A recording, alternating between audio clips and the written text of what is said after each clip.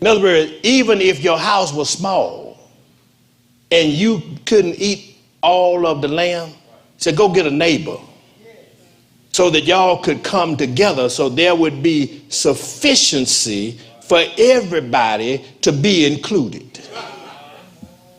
All I'm suggesting is that the provision of the lamb, the provision of Christ is sufficient so that all can be included. Okay, you get over Malachi, they had some issues with bringing any kind of stuff up there. But here you had to have a lamb that was pure. And Jesus was without fault. Pilate even said, I find no fault in him. I don't find anything that's worthy of him being crucified. He was without fault, without sin. He was pure. But then not only was he pure, you had to have the person of the lamb it had to be a male lamb. Okay, don't get quiet now. It wasn't gender neutral. Not the daughter. No, don't let no liberal theologian try to translate and paraphrase and try to get you to say something that the Bible did not say. I'm not talking to anybody here. Christ came in the form of a man as a male. Because the male is the person of authority in the order that God has set. Okay, y'all making me go a lot further than I want to go. God has order. God is a God of order. Am I talking to anybody here? And so Christ then gives us the order because he's the head of the church. Am I talking to anybody here? The husband is the head of the house. Now I don't care if both of y'all wear the pants, he's still the head.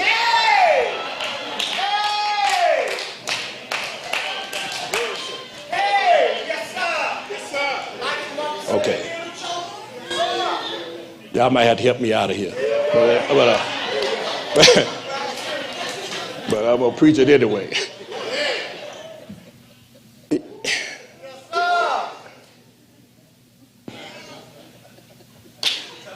Let me move on. The person, Mr. Crosby, I'm trying to get out of trouble. The person, he was a male. He was a male. It had to be a male lamb.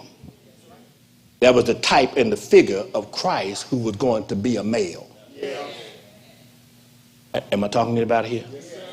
Because Adam was a male and he was the federal head of mankind. So the last Adam had to be a male. I wish I had that. To be a federal head of those who accepted him and were spiritually reborn.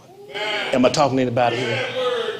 And so therefore he was the person, but then he also had to be not just person, but he had to be a person that was of the right age.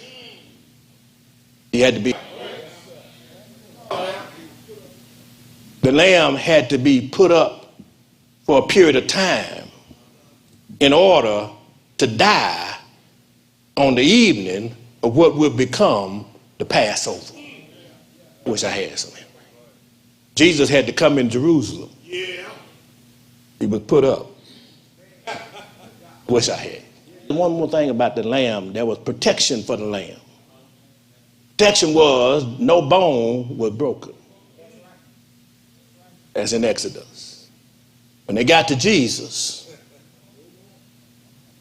as was their custom, the Romans would break the legs of those on the cross to hasten their death. But when they got to Jesus, he was already dead, so they said they didn't break his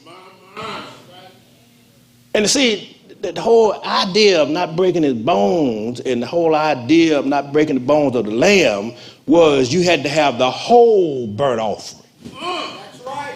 Y'all ain't feeling it. Y'all ain't feeling it. It couldn't be fractured. It couldn't be in pieces. It had to stay intact. Yes, am I talking to anybody here? So our salvation is intact. He didn't piecemeal it. It was all intact. You got the portrayal of the lamb, then you got the portrayal of the lintel.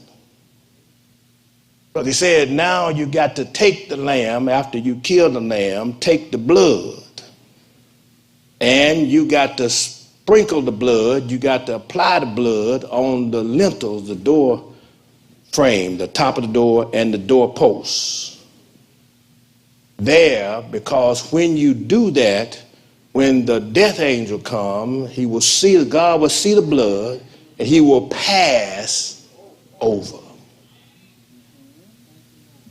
You know, in every hotel we stayed in, they had this little thing on the door, on the lintel, symbolic. What's the name of it? Mezuzah. To try, you know, make sure that nothing happened.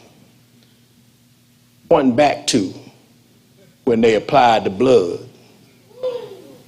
on the doorpost. See, that mezuzah can't save you.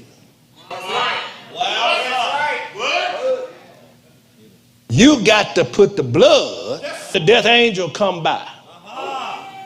You see the blood and pass over. He'll pass over when he see the blood.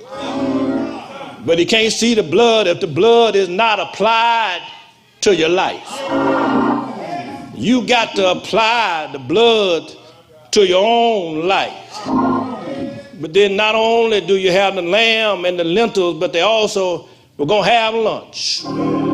There was a portrayal in the lunch. In other words, they had to roast the lamb and then eat what they roasted. In other words, they had to eat the lamb because they needed the blood for salvation. But they needed the roasted lamb to strength for the journey. You need salvation from judgment, but you need strength for your journey. In other words, you got to partake of Christ. Not only put his blood on your life, but you got to internalize Christ. You got to eat of his body and drink of his blood and let him in on the inside, because you need some strength for your journey. The last thing, and I'm done, I'm out of here. There got to be some product from this faith. If you are committed, you got to know it's got to be, like Dion says, it's got to be personal. Oh, this thing is personal. This lamb is a personal lamb. This blood is personal. This roasted lamb is personal. I can't get in by proxy. I got to have the lamb on my own life. I got to prepare the blood to my own life. I got to eat the lamb my own self. Let me say it this way. What can wash away my sins? Nothing but the blood of Jesus. What can make me whole again? Nothing but the blood of Jesus. Blood still works. The blood still works. The blood keeps me standing when I want to give up, when I want to quit, when I want to throw in the towel. The blood keeps covering me. The blood keeps my mind stayed on him. When I think of the blood, I gotta think of a place that looked like a skull, the place they call Calvary. I gotta think about what happened on that place one Friday, the Passover.